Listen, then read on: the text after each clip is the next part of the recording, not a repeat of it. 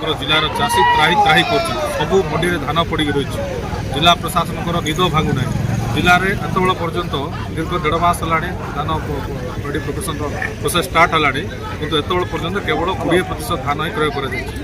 80% धान केवे क्रय करा समय कहीं पाखे पुणी रवि धान अमल कर समय आसला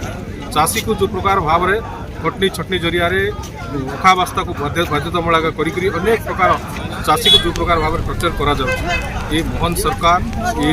डबल इंजन सरकार तुमको चेतावनी दूचु आज नवरंगपुर विजु जनता दल तरफ तुम सुधरी जाओ चाषीर धान किण कटनी छटनी बंद कर अखाबास्ता आप जिले में बंद कर नईले चाषी जो उत्त्यक्त हे चाषी जो रोड रास्ता बुलेबे तुम त्राही नहीं से तुम जिलू पूरा बाहर हो इंदिरावती नदी विसर्जन कर